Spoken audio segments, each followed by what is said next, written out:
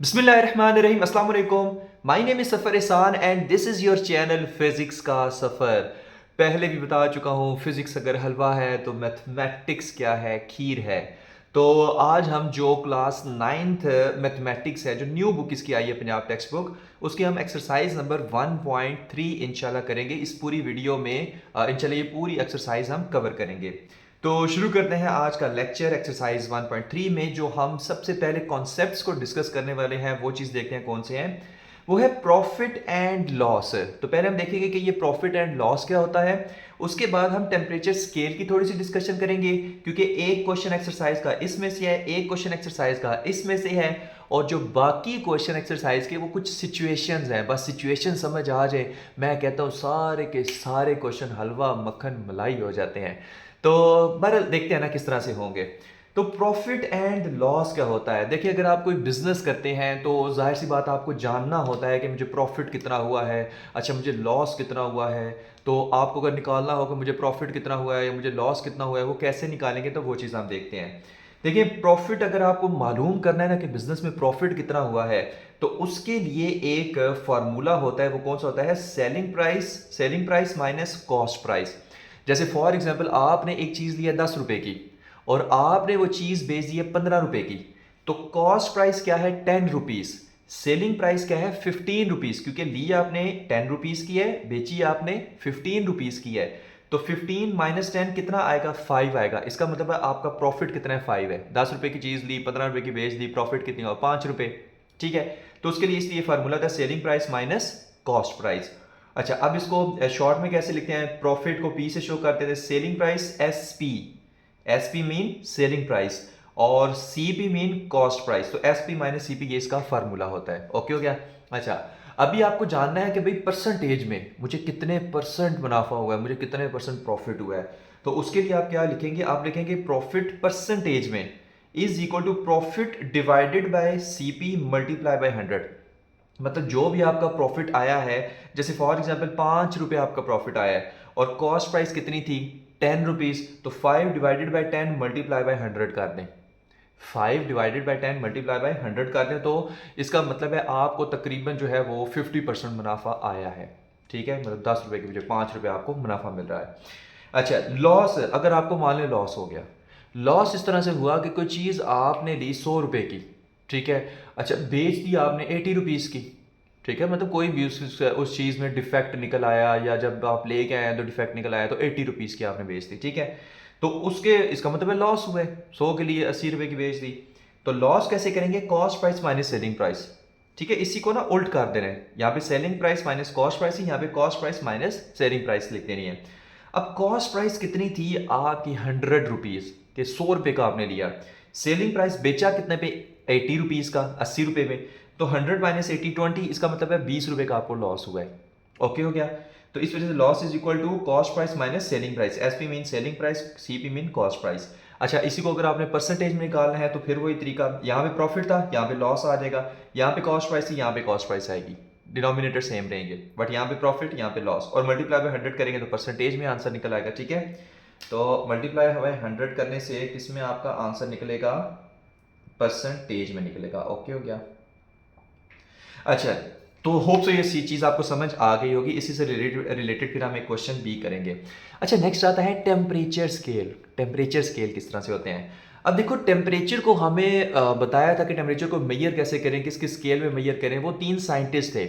एक तो था सेल्सियस, एक था सेल्सियस जिसके नाम पे टेम्परेचर बना हुआ है जी डिग्री सेल्सियस। एक था फ़ारेनहाइट, ये भी साइंटिस्ट था, जिसके नाम पे टेम्परेचर बना हुआ है डिग्री फ़ारेनहाइट। एक था केल्विन, जिसके नाम पे टेम्परेचर बना हुआ है केल्विन, कि इतने केल्विन। तो ये तीनों साइंटिस्ट थे जिन्होंने अपने अपने ना स्केल बताए थे। अच्छा, उसमें अब हम देखते हैं क्या चीज़ होती है। देखो, अगर हम वाटर की बात करें तो सबसे एक हम लो वैल्यू ले रहे हैं, एक हाई वैल्यू ले रहे हैं। अच्छा, वाटर फ्रीजिंग पॉइंट उसका क्या है? फ्रीजिंग पॉइंट ऑफ वाटर कितना है? 0 degree Celsius. Boiling point of water कितना है? 100 डिग्री सेल्सियस। इसका मतलब है 0 पे फ्रीज हो जाता है, 100 पे बॉयल कर जाता है। तो एक लो एक्सट्रीम ले ली, एक हाई एक्सट्रीम ले ली। ओके हो गया। अच्छा, अगर हम, ये तो डिग्री सेल्सियस में है, ये तो हमें पता है डिग्री सेल्सियस में है, लेकिन क्या फ़ारेनहाइट में भी यही होगा? वो चीज़ देखते हैं। अगर डिग्री सेल्सियस में टेम्परेचर 0 डिग्री है ना, तो फ़ारेनहाइट में 32 डिग्री होगा। है ना मज़े की बात।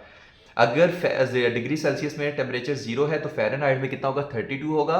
अगर 100 है तो फ़ारेनहाइट में 212 होगा, मतलब 212 डिग्री फ़ारेनहाइट होगा। ओके हो गया। तो ये चीज़ इसमें याद रखना है, ठीक है। मतलब हर 1 डिग्री सेल्सियस पे 1.8 डिग्री फ़ारेनहाइट ये इंक्रीमेंट इसमें आ रहा है। अच्छा, केल्विन में अगर देखिए, अगर यहाँ पर 0 डिग्री सेल्सियस है तो केल्विन में कितना होगा, 273। मतलब आप कहोगे कि वाटर फ्रीज होता है 273 केल्विन पे, और वाटर फ्रीज होता है 32 डिग्री फ़ारेनहाइट पे। वाटर फ्रीज होता है 0 डिग्री सेल्सियस पे, तो सेल्सियस, फ़ारेनहाइट, केल्विन। अच्छा, वाटर बॉयल करता है 100 डिग्री सेल्सियस पे, फ़ारेनहाइट में कितना में करता है, 212 डिग्री फ़ारेनहाइट पे। केल्विन में कितना करता है, 373 केल्विन पे।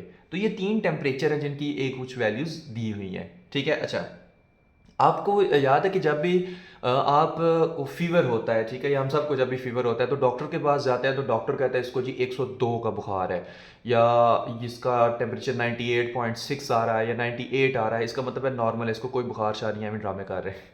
तो इस वजह से ये जो 98.6 या 102 वो बुखार बताते हैं कि 102 का बुखार है, वो किस में बताते हैं, वो फ़ारेनहाइट में बताता है, फ़ारेनहाइट में जी। तो अगर 98.6 आपका आ रहा है ना डिग्री फ़ारेनहाइट, इसका मतलब आप नॉर्मल हो, आप नॉर्मल हो, क्योंकि वो डिग्री सेल्सियस में जो है ना वो तकरीबन 37 डिग्री सेल्सियस आता है, और वो हमारी बॉडी का नॉर्मल टेम्परेचर है। और डिग्री फ़ारेनहाइट में कितना आ जाता है, 98.6 डिग्री फ़ारेनहाइट आ जाता है। अच्छा, तो ये स्केल होप्स आपको समझ आ गए होंगे। तो डिफरेंट है भाई, फ़ारेनहाइट में इतना होता है इसमें। अच्छा, अगर आपको कहा जाए फ़ारेनहाइट को डिग्री सेल्सियस में कन्वर्ट करो, तो कुछ फार्मूलाज हैं वो याद रखने हैं, ठीक है। एक तो ये पहले ही आपको पता है कि डिग्री सेल्सियस से केल्विन में जाना तो जस्ट प्लस 273 कर दे, केमिस्ट्री में पढ़ा होगा। डिग्री सेल्सियस से केल्विन में जाना यानी डिग्री सेल्सियस से केल्विन में जाना है। फॉर एग्जाम्पल आपको 10 डिग्री सेल्सियस दिया हुआ है, तो केल्विन में कैसे जाओगे, यहां पर आप डिग्री सेल्सियस की जगह लिखोगे 10, तो 10 प्लस 273, 10 प्लस 273, इसका मतलब 283 हो जाएगा। इसका मतलब 10 degree Celsius is equal to 283। अच्छा, इसी तरह डिग्री सेल्सियस से फ़ारेनहाइट में जाना है तो आप ये फार्मूला यूज करेंगे, degree Fahrenheit is equal to 9/5 into degree Celsius plus 32। मतलब अगर 10 डिग्री सेल्सियस से फ़ारेनहाइट में जाना है तो यहाँ पर डिग्री सेल्सियस की जगह सिर्फ 10 पुट कर दें, तो जो भी आंसर आएगा वो फ़ारेनहाइट में होगा, ठीक है। इसका एक ना हम जो क्वेश्चन है एक्सरसाइज 1.3 का वो हम करेंगे तो और ज़्यादा समझ आएगी, बट अभी ये 3 फार्मूलाज याद रखें। फ़ारेनहाइट से डिग्री सेल्सियस में जाना है तो आपने क्या करना है कि degree Celsius equal to 5/9 f minus 32, f की जगह सिर्फ उस फ़ारेनहाइट की वैल्यू पुट करनी है जिसको आपने डिग्री सेल्सियस में कन्वर्ट करना है। जैसे 10 फ़ारेनहाइट में कितने डिग्री सेल्सियस होते हैं, तो यहाँ पर सिर्फ 10 पुट कर दें, जो भी आंसर आएगा वो डिग्री सेल्सियस में आएगा। फिर आपको पता चलेगा कि 10 degree Fahrenheit is equal to this one in degree Celsius. Done. तो ये 3 फार्मूलाज याद रखने हैं। अच्छा, एक और चीज़, डिग्री सेल्सियस 5/9 f माइनस 32, इसी से ये वाला फार्मूला बना है, इसी से ये बना है। अब देखिए 9 इधर जाके क्या हो जाएगा, मल्टीप्लाई, 5 जाके इधर क्या हो जाएगा, डिवाइड हो जाएगा, 32 इधर आके क्या हो जाएगा, प्लस हो जाएगा। तो आ जाएगा f is equal to 9/5 degree Celsius plus 32। तो ये वाला फार्मूला इसी से बना है। ओके हो गया। तो केल्विन, उसके बाद अगर आपने डिग्री सेल्सियस, ये तो डिग्री सेल्सियस से केल्विन में है ना, लेकिन अगर आपने केल्विन से डिग्री सेल्सियस में जाना है तो 273 को इधर आके माइनस करा दें बस। यानी कि केल्विन से आपने डिग्री सेल्सियस में जाना है तो 273 को इधर ला के क्या करा दें, माइनस करा दें, यानी kelvin minus 273 is equal two degree Celsius में आ जाएगा, तो केल्विन डिग्री सेल्सियस में कन्वर्ट हो जाएगा। फिलहाल अभी की इतलात के मुताबिक आपको ये 3 फार्मूलाज क्या करने हैं, याद करने हैं।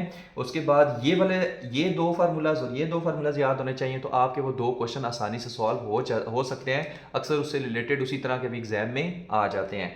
तो अभी हम शुरू करते हैं अपनी एक्सरसाइज 1.3, जिसमें ना हम सबसे पहले जो है ना वो इन 2 टॉपिक से रिलेटेड जो आपके क्वेश्चंस हैं हम पहले वो सॉल्व करेंगे, बाकी हम बाद में सॉल्व करेंगे, क्योंकि अभी हमने ये ताज़े ताज़े कॉन्सेप्ट देखे हैं, फ्रेश अभी हमने देखे हैं। तो इस वजह से पहले हम इन 2 टॉपिक से रिलेटेड हम अपने क्वेश्चन सॉल्व करेंगे और बाकी हम बाद में देखते हैं। सबसे पहले हम करते हैं क्वेश्चन नंबर 7, क्योंकि ये प्रॉफिट एंड लॉस से रिलेटेड है। उसके बाद हम करेंगे क्वेश्चन नंबर 5, क्योंकि वो टेम्परेचर स्केल से रिलेटेड है। उसके बाद हम इंशाल्लाह क्वेश्चन नंबर 1 से स्टार्ट करेंगे, जो भी हमारे रिमेनिंग क्वेश्चन हुए उसके बाद हम वो सारे सॉल्व करेंगे। तो क्वेश्चन नंबर 7 देखते हैं। सबसे पहले, Mirha sells a toy for ₹1250। Mirha मेरी भतीजी का भी नाम है। What will the selling price to get a 15% profit. अच्छा, मिरहा ने क्या किया कि अपना जो टॉय है वो सेल किया 1250 के ऊपर। तो पूछा ये गया है कि वो अपना टॉय जो है वो कितने पैसों में सेल करे, कितने का वो सेल करे कि उसको 15% प्रॉफिट हो। ठीक है। अच्छा, अब इसमें कहा क्या गया है, दोबारा से हम इसको देख लेते हैं कि मिरहा ने अपना टॉय सेल किया, उसको बेचा, कितने का, 1250 का बेच दिया। ठीक है। तो पूछा ये गया है कि मिरहा अपना टॉय कितने का बेचे कि उसको 15% प्रॉफिट हो। ओके हो गया। अब इस क्वेश्चन की ना थोड़ी लॉजिक समझनी है। यहाँ पे कॉस्ट प्राइस नहीं दी हुई कि लिया कितने का है, बट यहाँ पर यह बताया हुआ है कि उसने सेल किया 1250 का और मजीद वो कितना सेल करे, कितने का सेल करे कि उसको 15% उसका प्रॉफिट हो। तो आप ये यहाँ पर समझ लें कि यहाँ पर 1250 का मतलब है कि जितना मिरहा ने, जितने का वो लिया था, जितने उसकी ओरिजिनल प्राइस थी टॉय की, उतने का ही बेच दिया। मतलब 1250 का लिया था, 1250 का ही बेच दिया। इस बात को गौर से समझना है। 1250 का टॉय लिया, खिलौना लिया, और 1250 का ही बेच दिया।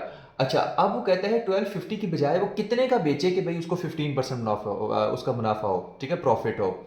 तो अब हम यहाँ पे ना एक चीज कंसीडर करने लगे हैं कि इसकी जो कॉस्ट प्राइस है ना, कॉस्ट प्राइस वो इसकी कितनी है, 1250 है। कॉस्ट प्राइस का मतलब हुआ है कि लिया भी इतने का ही, बेचा भी इतने का ही। ठीक है। लेकिन फिर से क्वेश्चन कितना क्या है कि कितने का बेचे कि उसको 15% मुनाफा हो, मतलब 1250 की बजाय कितने का मजीद बीच में पैसे लगा के कितने का और बेचे कि उसको 15% मुनाफा हो। तो कॉस्ट प्राइस और सेलिंग प्राइस एक ही है। ओके हो गया फिलहाल। अच्छा, अब हमने वो सेलिंग प्राइस उसकी फाइंड करनी है कि जिसपे उसको 15% प्रॉफिट हो। इस पे भाई कोई प्रॉफिट नहीं हो रहा, जितने का लिया था उतने का बेच दिया, तो जितनी कॉस्ट प्राइस उतनी ही सेलिंग प्राइस। तो कितने का सेलिंग प्राइस हो गया, 15% मुनाफा हो। अच्छा, कॉस्ट प्राइस तो आ गई। अब यहां पर फार्मूला हमारे पास क्या है, profit is equal to selling price minus cost price. ठीक है।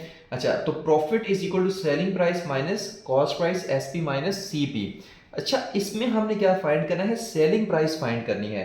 तो उसका जो फार्मूला आपके पास होगा वो क्या होगा, वो चीज देख लेते हैं। फार्मूला होगा, सेलिंग प्राइस को इधर ही रहने दें, आप लिखें S P is equal to C P को उठाकर उधर ले जाएं, तो प्रॉफिट प्लस कॉस्ट प्राइस, ये फार्मूला होगा। ठीक है। अब यहां पे देखें, सी पी को मैं उठा के इधर ले गया, प्लस आ गया, प्लस में हो गया ये। ठीक है। तो पी प्लस सी पी और एस पी इधर रहेगा, तो S P equal P plus C P, हम ये वाला फार्मूला इसमें यूज करेंगे। तो अब यहां पे देखिए, कॉस्ट प्राइस तो मेरे पास है, वो कितनी है, 1250 है। कॉस्ट प्राइस कितनी है, 1250 है। प्रॉफिट प्रॉफिट कितना है, 15% है। इसका जो हमारे पास है वो 50, इसका जो है वो हमारे पास 15% प्रॉफिट होना चाहिए। तो प्रॉफिट इसकी वैल्यू हमारे पास नहीं है, वो कैलकुलेट करने के लिए हम ये वाला फार्मूला यूज करेंगे। ओके हो गया। अब ये ना मैं यहां पर इसको यूज कर रहा हूं। ठीक है। यहां पर थोड़ा सा ना इसको और बड़ा सा कर दें ताकि ना यहां पे। अच्छा, फार्मूला क्या था, ये था। तो हमारे पास क्या आ जाएगी, प्रॉफिट प्रॉफिट ठीक है, किसमें, परसेंटेज में, is equal to profit divided by cost price multiply by 100। ठीक है। इसमें हमें फाइंड क्या करना है, ये प्रॉफिट फाइंड करना है। ठीक है। अच्छा, परसेंटेज में हमें कितना प्रॉफिट चाहिए, 15%। परसेंटेज में हमें कितना प्रॉफिट चाहिए, 15%। तो इस परसेंटेज प्रॉफिट की जगह आप लिखोगे 15 इज इक्वल टू, प्रॉफिट तो हमने फाइंड करना है, डिवाइडेड बाय, क्योंकि हमें यहां पर वैल्यू वैल्यू चाहिए, तभी तो हम सेलिंग प्राइस फाइंड कर पाएंगे। अच्छा, सी भी कितनी है, कॉस्ट प्राइस कितनी है, 1250। ठीक है, ये 1250, तो यहां पर आप लिखोगे 1250 और मल्टीप्लाई बाय 100। ठीक है। अच्छा, अगर हमें ये फाइंड करना है तो 1250 को 15 से मल्टीप्लाई करना पड़ेगा, 100 से डिवाइड करना पड़ेगा। तो ये इधर जाके मल्टीप्लाई हो जाएगा, तो 15 मल्टीप्लाई बाय 1250 और 100 नीचे आके डिवाइड हो जाएगा, तो 100 इज इक्वल टू पी, इधर ही रह जाएगा। क्यों, मुझे क्या निकालना है, पी को। तो 1250 को इधर लाके मल्टीप्लाई करें, क्योंकि यहाँ पे डिवाइड हो रहा है, यहाँ पे आके मल्टीप्लाई हो जाएगा। 9th क्लास के स्टूडेंट इतना पता होना चाहिए, जो डिवीजन में चीज हो इज इक्वल टू के दूसरी तरफ जाकर मल्टीप्लाई हो जाती है। अब 100 यहाँ पे मल्टीप्लिकेशन में इधर आके डिवाइड हो जाएगा। ठीक है, तो नीचे आके डिवाइड हो जाएगा। अब जब हम इसको सॉल्व करते हैं ना कि हमारे पास 15 मल्टीप्लाई बाय 1250 डिवाइडेड बाय 100, ये हमारे पास आता है तकरीबन 187.50, 187.50 आता है। तो ये हमारे पास क्या है, प्रॉफिट है। यानी कि प्रॉफिट यहां पर, ठीक है, कितना आ रहा है, 1 87.50 डन हो गया। अच्छा, अब हम सेलिंग गई तो हमारे पास कॉस्ट प्राइस भी आ गई, प्रॉफिट भी आ गया है। अब हम इसको जस्ट ऐड कर देंगे, तो ऐड करेंगे तो हमारे पास फार्मूला क्या था, S P is equal to profit हमने जो निकाला है वो कितना है 187.50। आप यहाँ पे लिखोगे 187.50 प्लस कॉस्ट प्राइस कितनी है 1250, तो यहाँ पर आप लिखोगे 1250। डन हो गया। अच्छा, जब आप इसको प्लस करेंगे तो हमारे पास कितना आएगा 187.50 और आगे क्या है 1250। तो ये आपके पास सेलिंग प्राइस आ जाती है 1437.50, ये हमारे पास आ जाती है। यानी कि इसका मतलब है कि अगर मेरा 1250 की बजाय 1250 की बजाय 1437 यानी 1437 का अगर वो इस टॉय को बेचे तो उसको 15% प्रॉफिट होगा। है ना फायदे की बात। 1250 की बजाय 1437 का बेच दे तो इसका मतलब है अगर 1250 का उसने लिया है तो 1437 का बेचा है, प्रॉफिट कितना आया 15%। तो यही उसने कहा था 15% प्रॉफिट चाहिए, तो वो कितने का बेचेगी भाई, वो इतने का बेचेगी, तो इसको 15% मुनाफा हो जाएगा। तो ये था हमारा क्वेश्चन नंबर 7। नेक्स्ट क्वेश्चन है क्वेश्चन नंबर 5 है, जो कि टेम्परेचर स्केल से रिलेटेड है। और ये हमें क्या कहता है वो चीज देख लेते हैं। The weather in Lahore was usually warm during the summer of 2024। The TV news reported temperature as high as 48 degree Celsius by using the formula this one, find the temperature as Fahrenheit scale. अगर हम simple word में बात करें ना, बाद में इसकी statement आपको समझाते हैं। सिंपल वर्ड में अगर हम बात करें तो कहता है 48 डिग्री सेल्सियस टेम्परेचर है, आपने बताना है ये डिग्री फ़ारेनहाइट में कितना होगा, बस ये क्वेश्चन है। यानी 48 डिग्री सेल्सियस को आपने फ़ारेनहाइट में कन्वर्ट करना है और फार्मूला उसने पहले से ही दिया हुआ है।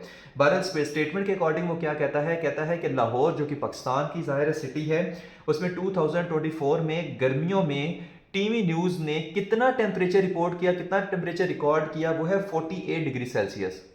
ठीक है, तो कहता है ये 48 डिग्री सेल्सियस को आप बताएं फ़ारेनहाइट में ये कितना होगा। ठीक है, अब वो चीज़ देख लेते हैं। कहता है कि ये जो फार्मूला है पहले ये देख लेते हैं कि ये क्या कहता है, कौन है ये जो कहता रहता है। तो degree Fahrenheit is equal to 9/5 degree Celsius plus 32। Okay हो गया। तो ये ना आपके पास फार्मूला है। अच्छा, सिंपल कुछ भी नहीं करना, सिर्फ वैल्यूज पुट करनी है। Fahrenheit is equal to 9/5। अच्छा, डिग्री सेल्सियस है ना, सेल्सियस की वैल्यू कितनी 48 दी हुई है। ठीक है, डिग्री सेल्सियस में तो टेम्परेचर दिया हुआ है ना, वो कितना दिया हुआ है, वो दिया हुआ है 48 और यहाँ पे आ जाएगा प्लस 32 आ जाएगा। ओके हो गया, यहाँ पे कुछ इस तरह से। अच्छा, आप कुछ भी नहीं करना, 48 को 9 से मल्टीप्लाई करें और डिवाइडेड बाय 5 कर दें तो हमारे पास आंसर क्या आ जाएगा, हम वो चीज़ देख लेते हैं। तो 48 मल्टीप्लाई बाय 9 डिवाइडेड बाय 5 ये आ जाएगा 86.4। ये कितना आपके पास आ जाएगा 86.4। तो degree Fahrenheit is equal to 86.4 plus 32। पहले हमने सिर्फ इसको सॉल्व किया ना, 48 को मल्टीप्लाई किया 9 के साथ डिवाइडेड बाय 5 कर दिया, तो कितना 86.4 प्लस 32। जब 86.4 में प्लस 32 करेंगे तो ये आपके पास आता है 118.4। यानी डिग्री फ़ारेनहाइट में 118.4 टेम्परेचर होगा। यानी कि 48 डिग्री सेल्सियस आपके पास किसके इक्वल होता है 118.4 डिग्री फ़ारेनहाइट के। ओके हो गया। तो यही चीज़ हमने क्या करनी थी, फाइंड करनी थी। ओके हो गया। तो होप सो कि ये वाला क्वेश्चन आपको समझ आ गया होगा। अब हम चलते हैं अपने क्वेश्चन नंबर 1 की तरफ। नेक्स्ट क्वेश्चन है क्वेश्चन नंबर 1 एक्सरसाइज 1.3 का, और बहुत ही इजी सा क्वेश्चन है।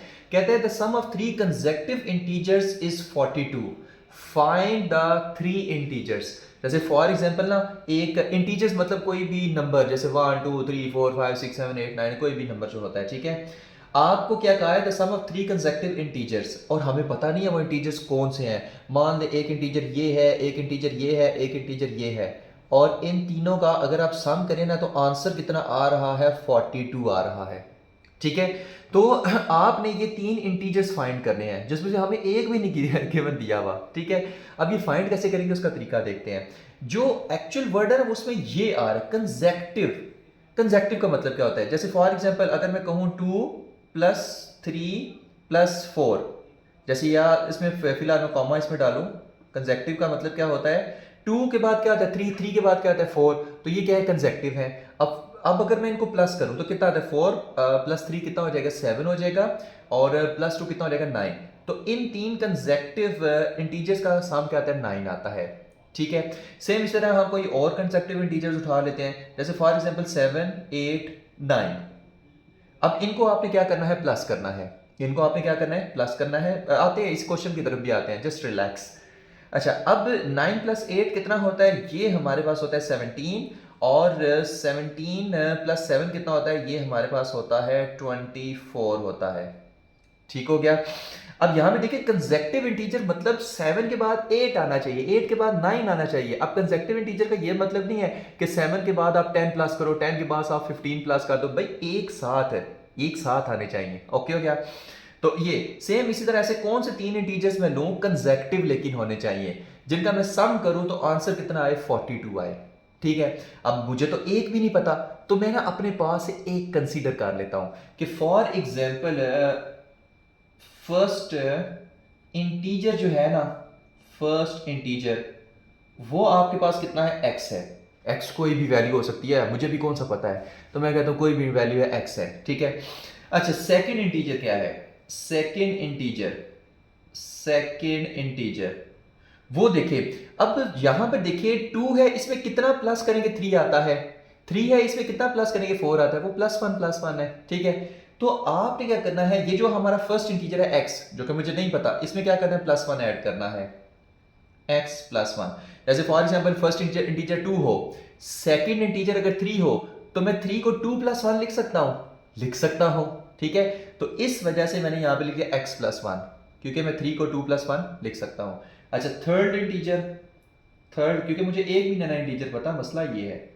थर्ड इंटीजर क्या है, थर्ड इंटीजर फॉर एग्जांपल यहां पे 4 है, तो यहां पे क्या करोगे 2 + 1 यानी क्या मैं इसके इसके कर सकता हूं x +1 यानी अगर x = 2 है तो 2 + 1 कितना हो जाएगा 3 + 1 कितना हो जाएगा 4। तो मैं फिर थर्ड इंटीजर के लिए करूंगा क्या करूंगा x +1 और +1 कितना होता है +2 होता है, तो ये आपके पास आ जाएगा x +2। तो थर्ड इंटीजर में आपने क्या कर देना है +2 ऐड कर देना है, ठीक है। यानी कि इसका मतलब ये हुआ कि अगर मुझे x पता चल जाए किसी तरीके से, तो इसका मतलब है कि मुझे ये तीनों इंटीजर्स फिर पता चल जाएंगे, +1 करूंगा सेकंड पता चल जाएगा, +2 करूंगा थर्ड पता चल जाएगा, ठीक है। तो पहले मैं ना इन x आपको ढूंढता हूं। अब हमने इन तीनों को क्या करना है ऐड करना है, ठीक है। तो एडिंग देम, तो add all of them, add all of them. अच्छा, ऐड जब हम करेंगे तो क्या आएगा x + 1 + x + 2। अच्छा, इन तीनों को ऐड करने से आंसर कितना आना चाहिए 42 आना चाहिए, तो यहां पर मैं लिख देता हूं 42। इन तीनों को ऐड करने से कितना आंसर आना चाहिए 42 है ना आना चाहिए, तो मैंने इन तीनों को ऐड कर दिया। मुझे नहीं पता अभी x क्या है, मैं उसी को फाइंड कर रहा हूं, ठीक है। लेकिन जाहिर है उसने कहा कंसेक्टिव 3, तीनों को ऐड करके फिर 42 आता है, तीनों को ऐड करके 42 आ जाएगा। देखते हैं कितना आता है। तो यहाँ पे हम इसको ऐसे लिखेंगे कि इसको ऐसे लिख लेते हैं x +1, यहाँ पे ब्रैकेट भी एक डाल दिए, ठीक है ऐसे। तो यहाँ पे x +1 ब्रैकेट बेशक खोल दें हम, प्लस यहाँ पे क्या लिखते हैं x +2 = 42। मैंने ब्रैकेट हटा दिए क्योंकि प्लस का साइन है ना, तो ब्रैकेट हटा दे तो कोई मसला नहीं है। अच्छा, x किए तो हो जाएगा 3x, 1 + 2 कितना हो जाएगा 3 हो जाएगा, तो यहाँ पे +3 = 42 आ जाएगा, ठीक है।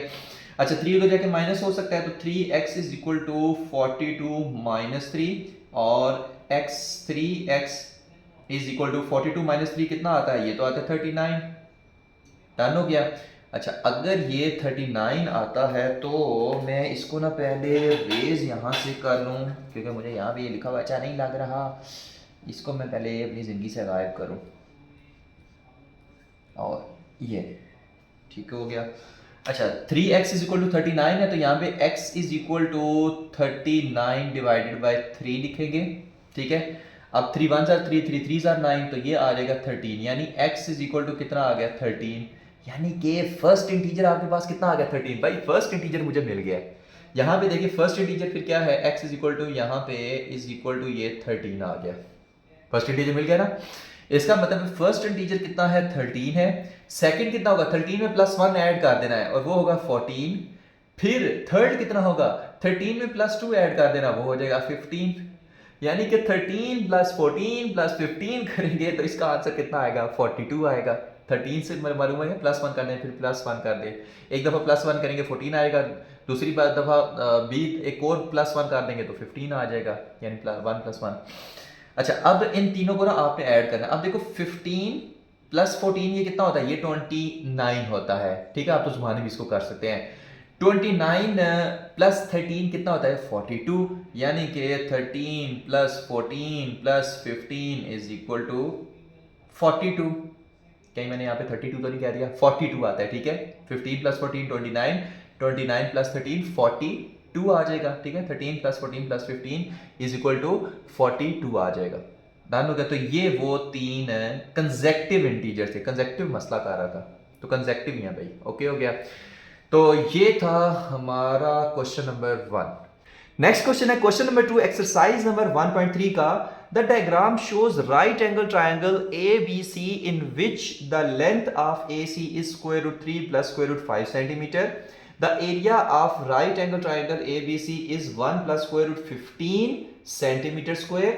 Find the length AB in the form A into square root 3 plus B into square root 5 centimeter where A and B are integers. अब देखते हैं सबसे पहले कि क्वेश्चन में कहा क्या गया है। ये हमारे पास क्या है कि एक राइट एंगल ट्रायंगल है, ठीक है, जिसमें एक जो एंगल है वो 90 डिग्री का लाजमी होता है। और कौन सी है, A B C. Right angle triangle कौन सी है, ए बी सी। इसमें ये जो ए सी लेंथ है ये गिवन है, ये कितनी है square root 3 plus square root 5 centimetre, ये तो गिवन है, इसका तो मसला है ही नहीं है। अच्छा, इस राइट एंगल ट्रायंगल का जो एरिया है वो भी गिवन है, एरिया कितना है 1 plus square root 15 centimetre square, तो ये इसका एरिया भी क्या है गिवन है। कहता है फाइंड करो ये जो आपके पास ए बी है, ये जो लेंथ ए बी है, ये आपने क्या करनी है फाइंड करनी है कि ये लेंथ ए बी कितनी है। किस फॉर्म में, इस फॉर्म में a into square root 3 plus B into square root 5। अब यहां पर a और b क्या है, ये इंटीजर्स हैं, रियल नंबर्स हैं कोई, तो आपने ये a और b की वैल्यू क्या करनी है फाइंड करनी है। जब a और b की वैल्यू फाइंड हो जाएगी तो यहां पर आप उसको पुट करेंगे तो ये स्क्वायर रूट 3 और स्क्वायर रूट 5 ये सारा मतलब इस फॉर्म में आपने क्या लाना है, आपने आंसर लाना है।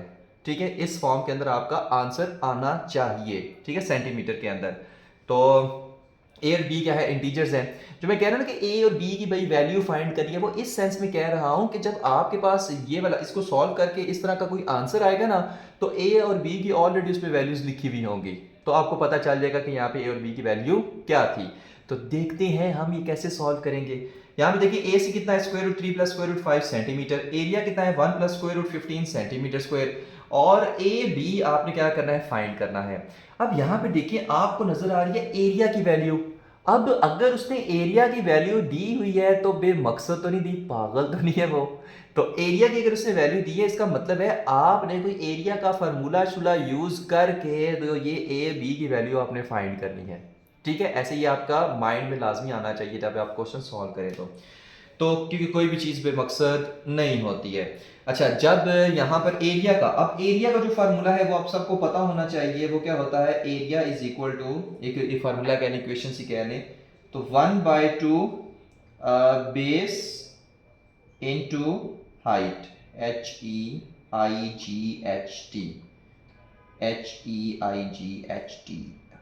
तो ये आपके पास क्या आ जाएगी हाइट। तो base into height, 1/2 base into height, ये एरिया का फार्मूला होता है। ठीक है, राइट एंगल ट्रायंगल में अगर आपने एरिया निकालना हो तो राइट एंगल ट्रायंगल का जो एरिया का फार्मूला होता है वो 1/2 बेस इंटू हाइट होता है। अच्छा, अब यहाँ पे क्या आएगा, area is equal to 1/2 base पे क्या है, ये बेस है, ये परपेंडिकुलर है, ये हाइपोटेनियस है, तो यहां पर बेस पे क्या आएगा, बेस तो आपके पास है AC, हाइट क्या है, ये हाइट है, ऑल्टीट्यूड कह लें या हाइट कह लें, ये आपके पास क्या है हाइट है। तो यहां पे हाइट की जगह आप लिखेंगे A इंटू बी, ठीक है, तो 1/2 AC इंटू ए बी। हमने फाइंड क्या करना है, हमने ए बी को फाइंड करना है। तो ए बी को इधर रहने दे, बाकी सारी टर्म को उठाकर उधर ले जाएं। तो 2 जब इधर जाएगा तो मल्टीप्लाई हो जाएगा, और ए सी जब इधर आएगा तो डिवाइड हो जाएगा। तो ये आपके पास आएगा एरिया, एरिया ये मल्टीप्लाई बाय होगा 2 से, ठीक हो गया, क्योंकि 2 उधर जाके क्या हो जाएगा, मल्टीप्लाई हो जाएगा, 2 इधर आके मल्टीप्लाई हो जाएगा, और डिवाइडेड बाय ये क्या है आपके पास, ये तो ए सी है, is equal to A B. बस फार्मूला बन गया। देखिए ए बी को इधर ही रहने देना है, ए सी इधर जाके क्या हो जाएगा, डिवाइड हो जाएगा, 2 इधर जाके मल्टीप्लाई हो जाएगा। जो यहाँ पर चीज डिवाइड हो रही होती है ना, इज इक्वल टू उसके उस तरफ जाने से मल्टीप्लाई हो जाती है। जो यहाँ पे चीज मल्टीप्लाई हो रही होगी, इज इक्वल टू उस तरफ जाने से डिवाइड हो जाएगी। तो 2 को मल्टीप्लाई करना है एरिया से, डिवाइड करना है ए सी से, तो आपके पास ए बी निकल आएगा। है ना आसान काम, बस वैल्यूज पुट करो, कहानी खत्म, आंसर निकालो। हाँ हाँ, कहानी खत्म किधर है, अभी तो पार्टी शुरू हुई है, अभी किधर कहानी आप खत्म करते हैं, जरा ठहर है। अच्छा, तो 2 इंटू एरिया, एरिया की वैल्यू कितनी थी, एरिया की वैल्यू ये वाली, तो 1 प्लस स्क्वायर रूट 15 और डिवाइडेड बाय ए सी कितना है, ए सी ये है, ए ये है, तो square root 3 plus square root 5। तो A B is equal to 2 into 1 plus square root 15 और square root divided by square root 3 plus square root 5। तो ये हमारे पास वैल्यू आ गई। सिर्फ हमने वैल्यूज पुट किए, एरिया की पुट कर दी और ए सी की पुट कर दी, और कुछ भी नहीं किया। ओके हो गया। अच्छा, अब यहाँ पे ना एक कॉन्सेप्ट आता है जो आई थिंक एक्सरसाइज नंबर 1.1 या आई थिंक 1.2 में हमने देखा था कि ये जो हमारे पास है ना, ये नीचे डिनोमिनेटर है, इसको रैशनलाइज कर दे तो कहानी आसान हो जाएगी। और रैशनलाइज कैसे करेंगे कि स्क्वायर रूट को किसी तरीके से खत्म करके, और स्क्वायर रूट हमने उसमें कैसे खत्म किया था, इसके कॉन्जुगेट से मल्टीप्लाई करके और डिवाइड करके। तो वही काम हम यहाँ पर भी करेंगे। तो ये आ जाएगा 2 into 1 plus square root 15 divided by square root 3 plus square root 5। अब इसको मल्टीप्लाई और डिवाइड कर दे रहा है square root 3 minus square root 5, यहां पे भी square root 3 minus square root 5। Okay हो गया। यानी कि square root 3 plus square root 5 का जो कॉन्जुगेट है square root 3 minus square root 5, उससे इस वैल्यू को मल्टीप्लाई भी कर दो, डिवाइड भी कर दो। तो square root 3 minus square root 5 divide by square root 3 minus square root 5। तो कोई इस वैल्यू इस इक्वेशन पे, इस फार्मूला पे, इस इन वैल्यूज पे कोई फर्क नहीं पड़ेगा, ठीक है, मल्टीप्लाई डिवाइड करने से। अच्छा, अब अब ये ज़ाहिर स्ट्रेट में ऐसे हम मल्टीप्लाई करते हैं। तो जब स्ट्रेट में आपने मल्टीप्लाई करना है, 2 को आप इधर ही रहने दें, फिलहाल 2 को इधर ही रहने दें।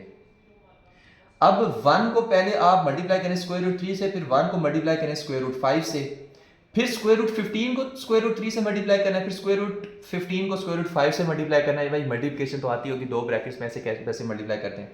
तो पहले 1 को इन दोनों टर्म से, फिर स्क्वायर रूट 15 को इन दोनों टर्म से मल्टीप्लाई करना है। तो ये आ जाएगा स्क्वायर रूट 3, क्योंकि 1 into square root 3 square root 3 और माइनस, क्योंकि दरम्यान माइनस का साइन है, क्या आ जाएगा, 1 को स्क्वायर रूट 5 से मल्टीप्लाई करेंगे तो स्क्वायर रूट 5 आ जाएगा, प्लस 15 को 3 से मल्टीप्लाई करेंगे 45 आएगा, तो square root 45, square root 15 into square root 3 है ना, तो 15 मल्टीप्लाई बाय 3 हो जाएगा, प्लस माइनस माइनस।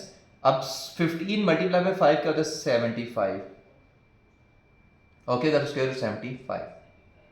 अच्छा, डिवाइडेड बाय इसका आंसर क्या है। अब यहाँ पे देखो ये फार्मूला बना ए plus B A minus B, A plus B A minus B.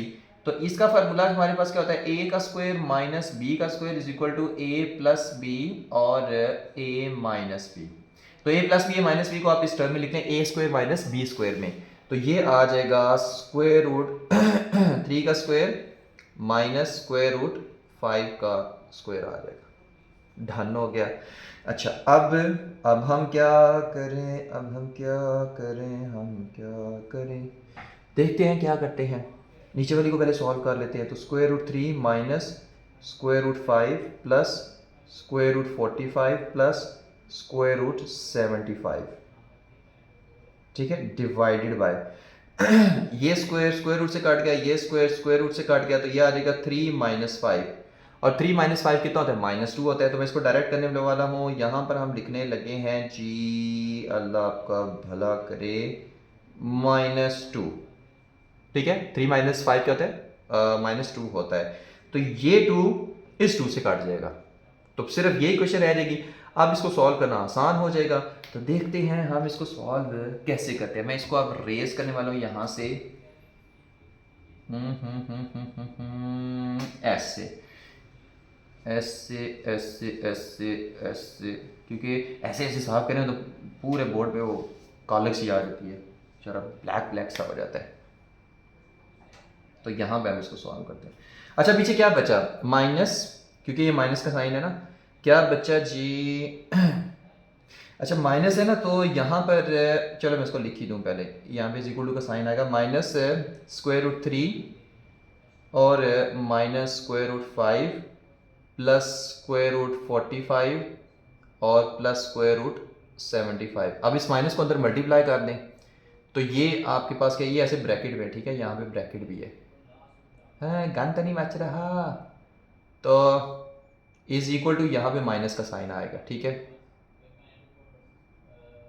अच्छा इज इक्वल टू माइनस को अंदर मल्टीप्लाई करना, तो ये क्या आ जाएगा, माइनस स्क्वायर रूट 3 और minus minus plus square root 5 और minus plus minus 45 square root 45 minus plus minus square root 75, ठीक हो गया। तो ये आपके पास आ गया।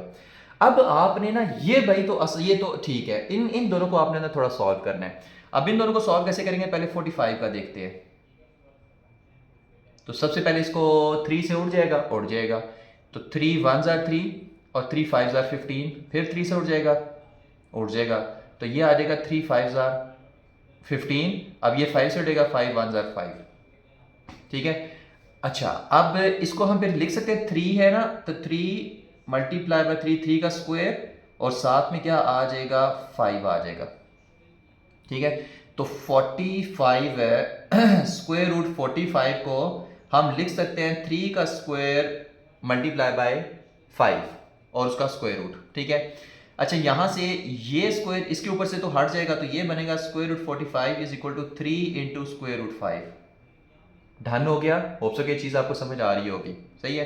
तो स्क्वायर रूट 45 को मैं 3 इंटू स्क्वायर रूट 5 लिख सकता हूं। सेम इसी तरह 75 का देखते हैं।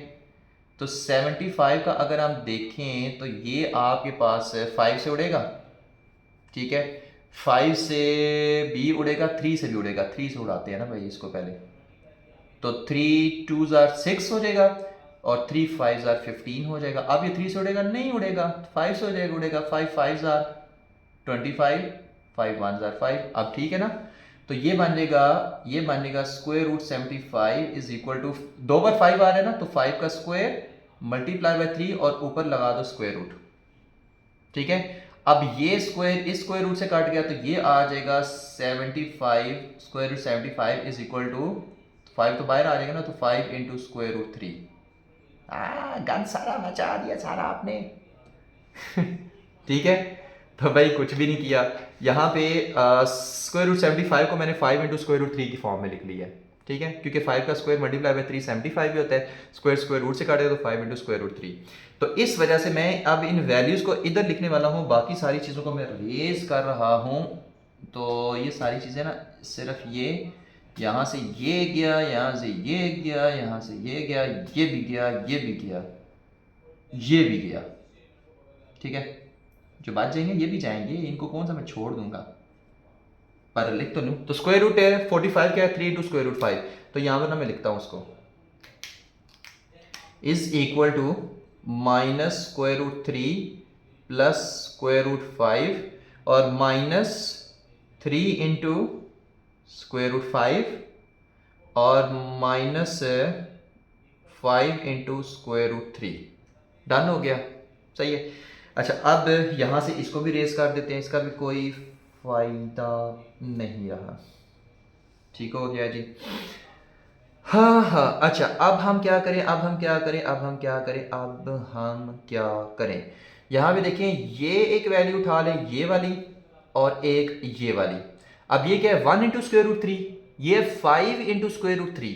तो ये बन रहा है यहाँ पर कुछ ना कुछ मुझे गड़बड़ लग रही है, गड़बड़ कहाँ पर है, ये माइनस है, गड़बड़ यहाँ पर है, सॉरी भाई, यहाँ पर जो है ना, यहाँ पे माइनस है, यहाँ पर मैंने क्यों प्लस लगाया हुआ है, ये माइनस, यहाँ पे प्लस, ये माइनस है, यहाँ पे माइनस आएगा, सॉरी, यहाँ भी माइनस आएगा, फिर यहाँ पर भी क्या आएगा, माइनस आएगा, अब ये माइनस माइनस क्या हो जाएंगे, प्लस आएंगे, तो यहाँ भी प्लस आएगा, यहाँ भी प्लस आएगा। बस ये छोटी सी मिस्टेक थी यहाँ पे, बस उसको ठीक कर लेना। अच्छा अब देखते हैं अब ये कैसे सॉल्व होगा। यहाँ पे देखें +5 है, यहाँ पे -1 है, तो +5 -1 कितना होता है, ये +4 होता है। तो आप लिखोगे 4 × √3, 4 × √3। अच्छा अब अगर हम यहाँ पे देखें ये कितना √5 है, ये -3 × √5 है, तो √5 के साथ क्या है 1 है, अगर कुछ भी ना हो तो मतलब 1 है। तो यहाँ पे √5 के साथ क्या है -3, तो -3 + 1 क्या होता है -2 होता है। तो आप यहाँ पे लिखोगे -2 × √5। बस आ गया आंसर, यही था आंसर। किसका किसका किसका, ए बी का, ठीक है, जो हम फाइंड कर रहे थे। ओके हो गया। तो 4 × √3 -2 × √5 ये किसका आंसर है, ए बी का आंसर था, जो हम कब से फाइंड करने की कोशिश कर रहे थे। तो ये था हमारा क्वेश्चन नंबर 2 एक्सरसाइज नंबर 1.3 का। नेक्स्ट क्वेश्चन है क्वेश्चन नंबर 3 एक्सरसाइज नंबर 1.3 का। A rectangle has sides of length 2 + √18 metre and 5 - 4 divided by √2 metre, express the area.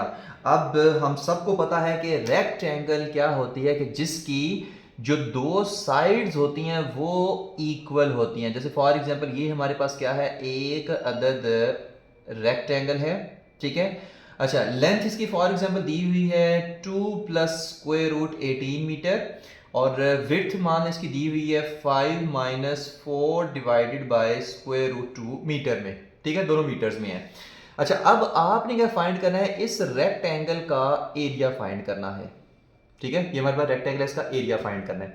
अब वो कैसे फाइंड करेंगे वो चीज देखते हैं। तो सबसे पहले ना यहाँ पर आपको एरिया का फार्मूला पता होना चाहिए कि रेक्टेंगल का एरिया कैसे निकालते हैं। वो हम निकालते हैं एरिया = लेंथ × विड्थ। तो लेंथ की भी वैल्यू है, विड्थ की भी वैल्यू है, लेंथ की भी वैल्यू है, विड्थ की भी वैल्यू है। अच्छा अब हम क्या करें, अब हमने इसको जस्ट मल्टीप्लाई करना है, बट मल्टीप्लाई करना इतना आसान काम तो नहीं है, बड़ी गंदी सी वैल्यूज दी हुई हैं। तो पहले इसको ना थोड़ा सा सिंप्लीफाई करते हैं, उसके बाद हम इसको जब मल्टीप्लाई करेंगे तो इंशाल्लाह मैथमेटिक्स जाहिर है खीर है तो ये खीर हो जाएगा खीर खाने वाली स्वीट। तो अच्छा अब लेंथ यहाँ पर कितनी है, लेंथ है जी 2 + √18। अच्छा विड्थ कितनी है, विड्थ है जी आपके पास 5 - 4 डिवाइडेड बाय √2। डन हो गया, ओके। अच्छा अब ना पहले इसको सॉल्व करते हैं। 2 + √18, √18 मुझे यहाँ पे अच्छा नहीं लग रहा, मैंने इसकी फॉर्म चेंज करनी है, तो करते हैं चेंज। 18 है ना, तो यहाँ पे क्या आ जाएगा, 2 9s are 18, 3 3s are 9 और 3 1s are 3, यानी कि 18 को मैं लिख सकता हूँ 3 का स्क्वायर मल्टीप्लाई बाय 2, क्योंकि 3 3s are क्या होता है 9, 9 मल्टीप्लाई बाय 2 18, यानी कि 18 को मैं लिख सकता हूँ 3 का स्क्वायर मल्टीप्लाई बाय 2। अच्छा यहाँ पर क्या है, स्क्वायर है, तो यहाँ पर भी क्या लगा दो, ऐसे स्क्वायर रूट अलग अलग बेशक लगा दो, ठीक है। तो ये स्क्वायर इस स्क्वायर रूट से कटने गया, तो ये √18 को फिर मैं लिख सकता हूँ 3 × √2। मैं फिर क्या लिख सकता हूँ इसको, 3 × √2 में इसको लिख सकता हूँ। डन हो गया, ओके हो गया। तो कि 2 + √18 की जगह क्या लिख देते हैं, 3 × √2। डन हो गया। अच्छा इसका आप जरा इलाज करते हैं। यहाँ पे आपको बताया था कि अगर √2 डिनोमिनेटर में आ रहा है तो इसको ख़त्म कैसे करते हैं। ख़त्म ऐसे इसको इस तरह से करते हैं कि 5 - 4 और डिवाइडेड बाय क्या है हमारे पास, ये है √2। 5 - 4 डिवाइडेड बाय यहाँ पे क्या है √2। अब आपने क्या करना है, इसको आपने मल्टीप्लाई और डिवाइड कर देना है किसके साथ, √2 के साथ। देखो अगर हम इसको मल्टीप्लाई एंड डिवाइड करेंगे ना √2 के साथ तो और ज़्यादा इजी हो जाएगा। और ज़्यादा इसी कैसे कैसे हो जाएगा, मल्टीप्लाई बाय √2 और डिवाइडेड बाय √2। ऐसे करने से इजी कैसे होगा वो चीज़ देखते हैं। तो ये हमारे पास अगर मैं इसको रेस थोड़ा सा कर दूं तो और बेस्ट हो जाएगा। ये कैसे आएगा, ये कैसे आएगा, ये कैसे आएगा, ये आ जाएगा 5 - यहाँ पे 4 है ना, तो 4 × √2 डिवाइडेड बाय ये √2 मल्टीप्लाई बाय √2 क्या हो जाएगा, ये √2 का स्क्वायर हो जाएगा। अब यहाँ से स्क्वायर जो है वो स्क्वायर रूट से गया, ठीक है, तो पीछे की तरफ कितना बचेगा, 2 बचेगा। तो मैं इसको डायरेक्ट कर रहा हूँ, ठीक है, स्क्वायर रूट से गया, पीछे का बचेगा 2 बचेगा। तो यहाँ पर मैं इसको डायरेक्ट कर रहा हूँ और इधर मैं इसका लिखूँगा सिर्फ और सिर्फ 2 लिख देंगे। अब यहाँ पे देखिए 2 1s are 2 और 2 2s are 4, ठीक है। अब ये हमारे पास विड्थ कितनी आई है, ये हमारे पास आई है 5 minus 2 into square root 2। Done हो गया, 5 माइनस 2 इंटू स्क्वायर रूट 2 आ गया, ठीक है। अच्छा, अब हम इसको अपनी ज़िंदगियों में से माइनस कर रहे हैं कि ये हमें नहीं चाहिए, तो हम इसको यहाँ से गायब कर रहे हैं। तो ये चीज़ होगी, ठीक है। ख़त्म ख़त्म, कुछ भी नहीं करना। अब लेंथ इनटू विड्थ कर दें, कहानी ख़त्म। तो एरिया का जो हमारे पास फार्मूला होता है वो हमारे पास क्या था, ये तो एक विड्थ की वैल्यू आई है ना, एक ये वैल्यू आ गई है, और लेंथ की वैल्यू कितनी आई है, ये वाली वैल्यू आई है, सही है। तो एरिया हमारे पास कितना होता है, वो तो हमारे पास है लेंथ इनटू विड्थ। अच्छा, लेंथ की वैल्यू कितनी है, लेंथ की वैल्यू है 2 प्लस 3 इंटू स्क्वायर रूट 2, और विड्थ की वैल्यू कितनी है, विड्थ की वैल्यू है 5 माइनस 2 इंटू स्क्वायर रूट 2, ठीक है। अच्छा, अब आपने क्या करना है, इनको मल्टीप्लाई कर देना है। तो पहले 2 को 5 से मल्टीप्लाई करें, फिर 2 को माइनस 2 इंटू स्क्वायर रूट 2 से करें। तो 5 2 क्या हो जाएगा, ये तो 10 हो जाएगा, और प्लस माइनस माइनस 2 2 क्या हो जाएगा, 4 हो जाएगा, तो 4 इंटू स्क्वायर रूट 2। अच्छा, 3 इंटू स्क्वायर रूट 2 को आप इन दोनों से मल्टीप्लाई कर दें, मल्टीप्लिकेशन तो आती होगी, ये तो आसान है। तो 5 3 क्या होता है, 15 होता है, तो प्लस 15 इंटू स्क्वायर रूट 2 से मल्टीप्लाई करना है। तो प्लस माइनस माइनस आ जाएगा, प्लस माइनस माइनस आ जाएगा, और 3 2 क्या होता है, 6 होता है, और यहाँ पे भी स्क्वायर रूट है, यहाँ पर भी स्क्वायर रूट है, तो स्क्वायर रूट है, ये भी स्क्वायर रूट 2 है, तो ये 2 2 4 हो जाएगा, यानी स्क्वायर रूट 4 हो जाएगा। ये क्या हो जाएगा, स्क्वायर रूट 4 हो जाएगा, 2 2 4 हो जाएगा ना। अब स्क्वायर रूट 4 कितना होता है, ये तो 2 होता है। तो आप यहां पर बल्कि एक और स्टेप कर ही दे, तो 10 minus 4 into square root 2 plus 15 into square root 2 minus 6 into square root 2 का स्क्वायर रूट 4 का कितना आएगा, ये 2 आएगा। स्क्वायर रूट 4 कितना होता है, 2 होता है, ठीक है। मतलब 4 का स्क्वायर रूट कितना होता है, 2 होता है। तो 6 2 क्या हो जाएगा, 12 हो जाएगा। तो मैं इसको डायरेक्ट यहाँ पे कर रहा हूँ, 6 2 12, मैं फिर से बता रहा हूँ, डायरेक्ट यहाँ पे कर रहा हूँ, क्योंकि मल्टीप्लिकेशन है, इसका हम एक और स्टेप क्यों करें। तो 6 2 12, ठीक है। अच्छा, अब इज इक्वल टू 10 माइनस 12 क्या हो जाएगा, ये तो आपके पास हो जाएगा -2, ठीक है। 10 माइनस 12 कितना हो जाएगा, -2 हो जाएगा, -4 into square root 2 plus 15 into square root 2, done हो गया। अच्छा, बाकी इधर सॉल्व हम करते हैं। ये हमारे पास क्या आ जाएगा, ये भी स्क्वायर रूट 2 है, ये भी स्क्वायर रूट 2 है, इसके साथ -4 है, इसके साथ 15 है, तो 15 माइनस 4 ये कितना आ जाएगा, 11 आ जाएगा। तो ये आ जाएगा -2 और प्लस 11 इंटू स्क्वायर रूट 2, ठीक है। तो या आप इसको लिख सकते हैं area is equal to area, क्योंकि हम एरिया निकाल रहे हैं ना एक्चुअल में, तो ये एरिया सारा चलता आ रहा है। तो area is equal to 11 into square root 2 -2, सीधा करके इसको लिख लें, ठीक है। ये प्लस में था, ये माइनस में था, अब भी ये प्लस में, ये माइनस में। तो इस और ये कितने आएगा, ये मीटर स्क्वायर में आएगा, क्योंकि एरिया की यूनिट आपके पास क्या होती है, मीटर स्क्वायर होती है, तो ये मीटर स्क्वायर में आएगा। ओके हो गया। तो 11 इंटू स्क्वायर रूट 2 -2, और ये कितना आएगा, मीटर स्क्वायर में आएगा। तो ये था हमारा क्वेश्चन नंबर 3। होप सो कि आपको समझ आ गया होगा। अब हम चलते हैं अपने नेक्स्ट क्वेश्चन यानी क्वेश्चन नंबर 4 की तरफ। नेक्स्ट क्वेश्चन है क्वेश्चन नंबर 4, एक्सरसाइज नंबर 1.3 का, फाइंड द टू नंबर्स। आपने क्या करना है, टू नंबर्स फाइंड करने हैं, वो सम में 68 कि जिनको आप प्लस करें तो 68 आए, एंड डिफरेंस इज 22, और माइनस करें तो 22 आए। ऐसे दो नंबर फाइंड करने हैं कि जिनको प्लस करें तो 68 आए, माइनस करें तो 22 आए। अब वो देखते हैं हम कैसे फाइंड करेंगे। अब हमारे पास तो दो क्या, एक भी नंबर नहीं है, तो फिर हम ना उनको लेट कर लेते हैं, ठीक है। कि लेट अस कंसीडर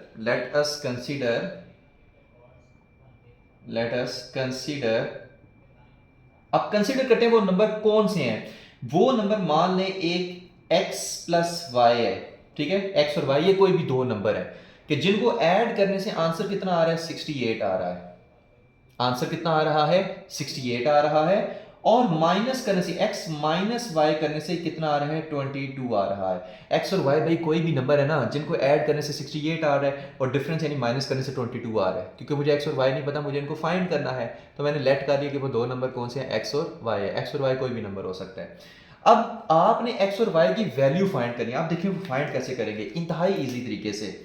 आप इन दोनों को क्या कर दें, प्लस कर दें। इन दोनों इक्वेशन, आप इसको नाम दे दें इक्वेशन नंबर 1 का, और इसको नाम दे दें इक्वेशन नंबर 2 का। ठीक है, इसको नाम दे दें इक्वेशन नंबर 1 का और दूसरी वाली को नाम देंगे इक्वेशन नंबर 2 का। तो यहाँ पर add equation 1 and 2, add equation 1 and 2। तो यहाँ पर देखें, ये जो y, ये y से गया चला जाएगा। ठीक है, प्लस y माइनस y, 0, खत्म।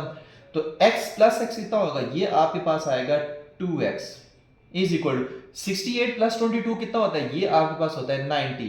तो x इज इक्वल टू कितना आएगा, ये आपके पास आएगा 90 डिवाइडेड बाय 2। तो x इज इक्वल टू आ जाएगा 45। तो एक तो फाइंड हो गया, x तो फाइंड हो गया। अब y फाइंड करना है। अब इस x की वैल्यू जो है वो आप यहां पर फाइंड कर, यहां पर पुट कर दें या यहां पर पुट कर दें, आंसर सेम आएगा। तो मैं इस x की वैल्यू जो है ना, मान लें मैं कहां पे इसको पुट करता हूं, मैं इसको यहां पे पुट कर देता हूं। तो इसको इक्वेशन 3 का नाम दे दें। तो आप यहां पे लिखेंगे कि पुट इक्वेशन 3 इन 2, मतलब इस x की वैल्यू को यहां पर पुट कर दें इस इक्वेशन 2 के अंदर। ठीक है, जब इस इक्वेशन 2 के अंदर इसकी वैल्यू को पुट करें तो कितना आंसर आएगा। इक्वेशन 2 पहले मैं लिख लेता हूं कि x minus Y is equal to क्या थी, 22। अब x यहां पर क्या है, यहां पर आप लिखोगे 45, क्योंकि अभी हमने फाइंड किया है। तो 45 minus Y is equal to 22। अब y उधर जाके प्लस हो जाएगा, 22 इधर आके माइनस हो जाएगा। तो 45 minus 22 is equal to Y. 45 minus 22 क्या होता है, ये होता है 23 इज इक्वल टू वाई। तो आप लिख दोगे y इज इक्वल टू 23। हो गए फाइंड। ठीक है, यही तो हमने फाइंड करने थे। अब 45 प्लस 23 करें तो 68 आएगा, 45 माइनस 23 करें तो 22 आएगा। तो ये वो दो इंटीजर्स थे, ये वो दो नंबर्स थे जो आपने फाइंड करने थे, जिनको प्लस करें तो 68 आए, माइनस करें तो 22 आए। तो बस इनको प्लस कर लें, इनको माइनस कर लें, तो ये दोनों नंबर्स आपके पास आ जाएंगे। ठीक है, तो ये सबसे इसका इजीएस्ट वे है। तो ये था हमारा क्वेश्चन नंबर 4। नेक्स्ट क्वेश्चन है क्वेश्चन नंबर 6, एक्सरसाइज नंबर 1.3 का। The sum of the ages of the father and son is 72 years. 6 years ago, the father's age was 2 times the age of the son. What was son's age 6 years ago? अब देखते हैं कि ये हमें statement क्या कहती है। पहले फर्स्ट लाइन को देखें। कहते हैं the sum of the ages of the father and son is 72, कि फादर और सन की एज का जो सम है, मतलब उनको प्लस करें, बाप की एज को और बेटे की एज को, दोनों को अगर आप प्लस करें तो आंसर कितना आता है 72। लेकिन यहां पर रुके, क्या मुझे बेटे की एज पता है, क्या मुझे फादर की एज पता है, नहीं पता। ना फादर की एज पता है ना बेटे की एज पता है। तो फादर की एज को भी आप x कह लो और बेटे की एज को आप क्या कह लो, y कह लो, क्योंकि मुझे नहीं पता तो मैंने इनको नाम दे दिए x और y। अब ये क्या कहता है, सम इनका, यानी कि दोनों की एज का जो सम है वो क्या है, 72 है। तो आप यहां पर लिखो कि एज ऑफ फादर, मान लो वो कितनी है, x है, और एज ऑफ सन, हाँ SUN, सूरज की बात कर रहे हो तो ये SON वाले, ठीक है, सन इज इक्वल टू वो कितने, y है। अच्छा, अब फर्स्ट लाइन, फिर से first line, sum of the ages of the father and son is 72। तो आप यहां पर क्या लिखोगे, x plus Y is equal to 72। आप इसको नाम दे लो इक्वेशन नंबर 1 का। ठीक है, अच्छा अब अगली स्टेटमेंट देखें। 6 years ago, 6 साल पहले, the father's age was 2 times the age of son. मतलब 6 साल पहले, 6 years ago, यहां पे आप लिखोगे 6 years ago, 6 साल पहले जो बेटे की एज थी वो आपके पास कितनी, सॉरी जो फादर की एज थी वो कितनी थी। फादर की एज को पहले x कह रहे हो, आप इसको कर दो x माइनस 6, क्योंकि 6 साल पहले की बात कर रहे हैं ना। अभी मान लो उसकी एज 40 है फॉर एग्जांपल, तो 6 साल पहले कितनी होगी, 34 होगी, तो 40 माइनस 6 कर दो। ठीक है, तो 6 years ago की हम बात करें तो फादर की एज में से 6 माइनस कर दें कि 6 साल पहले की बात हो रही है। ठीक है, अच्छा 6 साल पहले सन की जो एज है, और सॉरी फादर की जो एज है वो सन की एज से 2 times थी, डबल थी। अगर सन 20 years का तो फादर 40 years का था। तो 6 साल पहले जो बेटे की एज थी वो कितनी थी, y माइनस 6, क्योंकि अभी कितनी है, y है। 6 साल पहले कितनी थी, y माइनस 6। जैसे फादर की अभी एज कितनी है, x है, 6 साल पहले कितनी थी, x माइनस 6। सन की एज अभी कितनी है, वाई है, 6 साल पहले कितनी थी, वाई माइनस 6। लेकिन कंडीशन यहां पर क्या लगाई हुई है कि 6 ईयर को the father age was 2 times the age of the son. तो यहां पर फिर आप 2 लगा दो, बस ये काम करना है आपने। अब ये स्टेप अगर समझ आ गया ना, आगे तो भाई हलवा है, आगे तो ये सॉल्व ऐसे होगा। फिर से देखिए, 6 साल पहले फादर की एज कितनी थी, x माइनस 6। 6 साल पहले सन की एज कितनी थी, y माइनस 6। और यहां पर कहता है कि 6 साल पहले फादर की एज सन की एज से 2 टाइम्स ज्यादा थी, तो इस वजह से यहां पे मैंने 2 लगा दिया। ओके हो गया कि अगर इसकी एज 20 है, इसकी एज 40 है, इसकी एज 20 है, तो 20 को 2 से मल्टीप्लाई करेंगे तो ही 40 आता है ना। ठीक है, अच्छा अब इसको सॉल्व कर लेते हैं। ये हमारे पास आएगा x minus 6 is equal to 2y minus 12। 2y और 6 2 12 होता है, सही है। अच्छा अब x minus 2y is equal to minus 12 और माइनस 6 उधर जाके क्या हो जाएगा, प्लस 6। कुछ भी नहीं किया, 2y को इधर ले आए हो, माइनस 6 को उधर ले आए हो। ठीक है, तो माइनस 12 प्लस 6 कितना होता है, ये होता है x minus 2y is equal to minus 12 plus 6 कितना होता है, ये माइनस 6 होता है। इसको आप नाम दे लें इक्वेशन 2 का। ठीक हो गया, अब सिर्फ एक स्टेप करना है, ये सारा सॉल्व है। ठीक है, तो सब्ट्रैक्ट इक्वेशन 2 फ्रॉम इक्वेशन 1। अभी इक्वेशन 2 को इक्वेशन 1 में से माइनस कर दें तो बस हमारा रिक्वायर्ड आ जाएगा what was the son's age 6 years ago, answer आ जाएगा। तो इक्वेशन 2 को इक्वेशन 1 में से माइनस कर दें, सही है। तो यहां पर देखिए इक्वेशन 1 के, अब यहां पे क्या x प्लस वाई है, यहां पर x माइनस 2y है। तो जो आपके पास लेफ्ट साइड पे वैल्यू है ना, उनको आपस में माइनस कर दें, और जो राइट साइड पे वैल्यूज हैं, यहाँ पे 72 है, यहाँ पे माइनस 6 है, इनको आपस में माइनस कर दें। तो यहाँ पे जो लेफ्ट साइड पे वैल्यू वो कौन सी है, यहाँ पे है x प्लस वाई, तो आप यहाँ पे लिखोगे x प्लस वाई माइनस, यहां पर जो है वो इक्वेशन नंबर 2 में लेफ्ट साइड पे वैल्यू कौन सी है, x माइनस 2y, तो आप यहाँ पे लिखोगे x माइनस 2y। अच्छा यहां पर राइट साइड पे वैल्यू कौन सी है, 72, यहां पर राइट साइड पे वैल्यू कौन सी है, माइनस 6, तो आप यहां पे लिखोगे इज इक्वल टू 72 माइनस 6। मतलब राइट साइड वाले को आपस में माइनस कर दो, लेफ्ट साइड वाले को आपस में माइनस कर दो, तो इक्वेशन 2 1 में से गई। ठीक है, अच्छा अब x प्लस वाई, ये माइनस एक्स हो जाएगा, माइनस माइनस क्या होता है, प्लस होता है, तो प्लस 2y हो जाएगा is equal to 72, minus minus plus होता है, तो 72 प्लस 6 कितना हो जाएगा, ये आपके पास हो जाएगा 78। डन है। अब यहां से ये x जो है ये इस x से गया, तो y प्लस 2y कितना होता है, 3y इज इक्वल टू 78, और y is equal to 78 divided by 3, और y इज इक्वल टू 3 1 जार 3, 3 2 जार 6, और 3 2 जार 6, और 3 9 जार, और हाँ 3 6 जार 18। ठीक है, इसका मतलब है 26 आ गया, सही है। अब बच्चे की उम्र क्या 26 है, नहीं, यहां पर ये सिर्फ y की वैल्यू निकली है, ये y एज ऑफ सन, उसको मैंने क्या कहा था y, एज ऑफ सन, उसको मैंने क्या कहा था y, तो ये y age of son, present age उसकी कितनी है, 26 इयर्स ओल्ड है। ठीक है, 26 इयर्स ओल्ड है, बट उसने कहा what was son's age 6 years ago, 6 साल पहले। उसने ये नहीं कहा कि प्रेजेंट अभी कितनी है, उसने कहा 6 साल पहले बताओ। तो यहां पर आप इसको कर दोगे y इज इक्वल टू 26 माइनस 6 कर दोगे, क्योंकि ये तो एज ऑफ सन है ना, प्रेजेंट वो y है। अब 6 साल पहले y जो भी एज है प्रेजेंट, उसमें से माइनस 6 कर दो, तो ये आ जाएगी y is equal to 20 years. है ना आसान। ठीक है, बस ये हमारा रिक्वायर्ड आंसर था कि 6 साल पहले जो बच्चे की एज है ना, व्हाट वाज सन्स एज, वो 20 ईयर्स थी। ओके, तो ये था हमारा क्वेश्चन नंबर 6।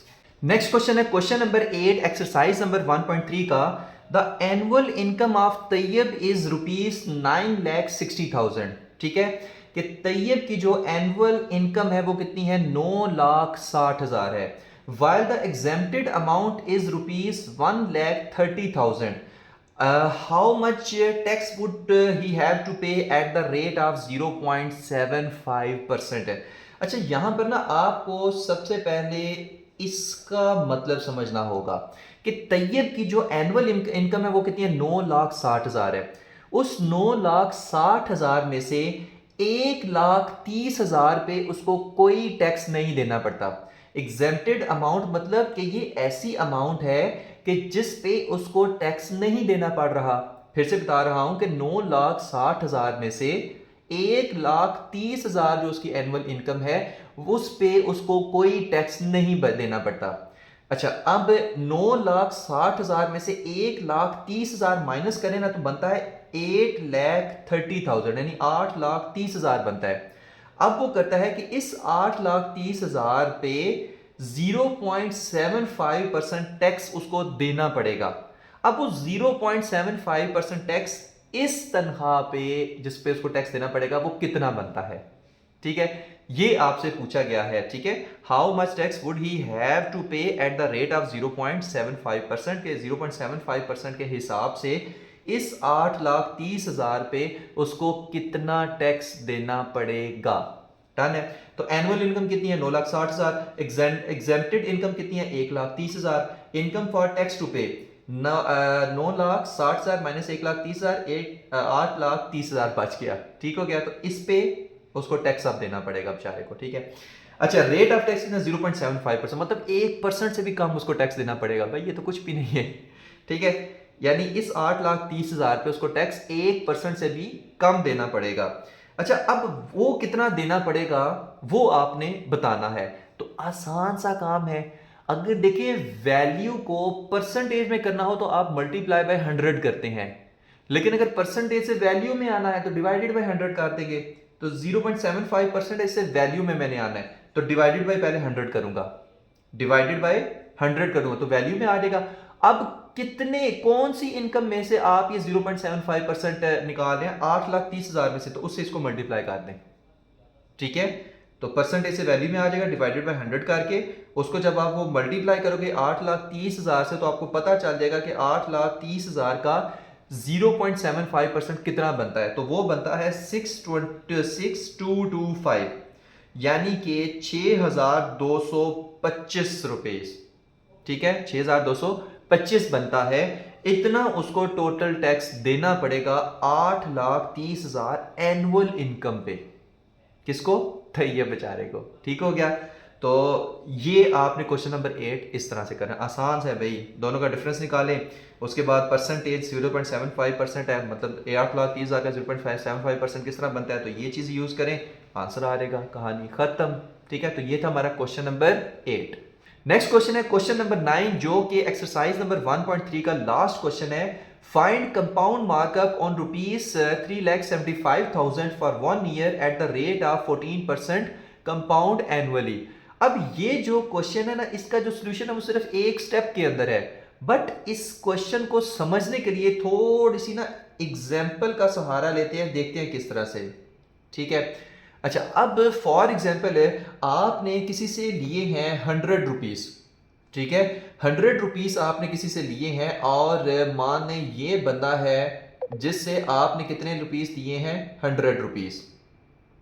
ओके है। अच्छा, ये बंदा आपको क्या कहता है कि अगर तुम मुझे 1 ईयर के बाद वापस करोगे, और आपने 1 साल के लिए लिए हैं, 1 ईयर के बाद अगर तुम मुझे वापस करोगे तो तुम्हें मुझे 114 रुपीज वापस करने पड़ेंगे। यानी कि कहता है 1 year eight the rate of 14% का मतलब क्या होता है कि यहां पर, अच्छा एक और चीज, मार्कअप या कंपाउंड मार्कअप ये सूद होता है। सूद होता है कि मैं तुम्हें 3,75,000 रुपए दे रहा हूं, तुमने 1 साल बाद अगर ये मुझे वापस करना है तो 1 साल बाद 14% मजीद इसके साथ इस वैल्यू का 14% ऐड करके मुझे दोगे वापस। ठीक है, यानी कि अगर 100 रुपीज ले रहे हो तो मुझे वापस 114 रुपीज दोगे। डन हो गया। तो ये हमारे पास होता है मार्कअप, जिसको सूद भी कहते हैं। कंपाउंड मार्कअप का क्या मतलब होता है कि अगर 2 इयर्स के बाद दोगे, 2 इयर्स के बाद दोगे तो 114 ही दोगे, 128 दोगे, मतलब 14 का डबल हो जाएगा। अगर 3 इयर्स के बाद दोगे तो 128 नहीं दोगे बल्कि 142 मुझे वापस करोगे। यानी एनुअली जो है ना वो उतना ही आपको वो बढ़ता जाएगा। 1 साल के बाद दोगे तो 114, 2 साल के बाद दोगे तो 128, 3 साल के बाद दोगे तो 142। ये हमारे पास होता है 14% कंपाउंड एनुअली, कि हर साल 14% साथ लगता जाएगा जब तक वो वापस नहीं करेगा। अगर तो 1 साल बाद वापस कर देगा तो ओके है, 114 डन है। 2 साल बाद करेगा तो कंपाउंड एनुअली मतलब 14 का भी डबल है, फिर वो आपको 14 ही फिर 28%, फिर 3 साल बाद 14% मजीद ऐड हो जाएगा 142, फिर वापस करने पड़ेंगे 3 साल के बाद। तो ये हमारे पास होता है कंपाउंड मार्कअप। ठीक है, मतलब सूद डबल ट्रिपल होता जाएगा एनुअली। ठीक है, हर साल के साथ मजीद 14%, फिर 14%, फिर 14%, वो एडिशन होती जाएगी। तो ये आपने क्या करना है कि एनुअली 14% सिर्फ फाइंड करें, मतलब सिर्फ 1 ईयर तक आपने फाइंड करना है। ठीक है, तो उसके लिए आप फाइंड 14, अब एक स्टेप इसमें सिर्फ आप करेंगे फाइंड 14% ऑफ 3,75,000, यानी 3,75,000 का 14% फाइंड कर लें, तो वही आपको 1 साल के बाद एडिशनली देना होगा इसके साथ। ठीक हो गया। अब वो कैसे फाइंड करते हैं, वो आप सिर्फ इतना करो कि 14 को डिवाइड करो 100 के साथ, क्योंकि परसेंटेज है ना, तो परसेंटेज से वैल्यू में जाना है तो डिवाइडेड बाय 100 के साथ। अच्छा, किसकी ये 14% है, इस वैल्यू की, तो मल्टीप्लाई बाय 375,000 कर दो। ठीक है, परसेंटेज से वैल्यू में आए।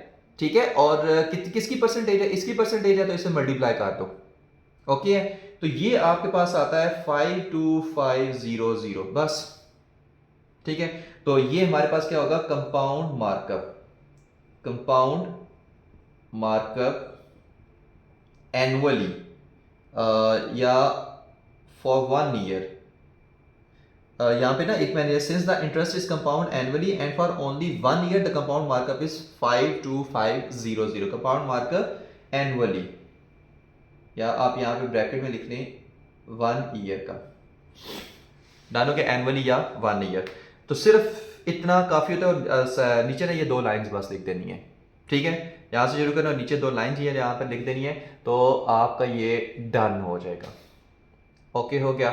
तो होप सो कि ये सारी एक्सरसाइज 1.3 आपको समझ आ गई होगी। कोशिश की है कि इसको जितना आसान बनाया जा सके आपके लिए।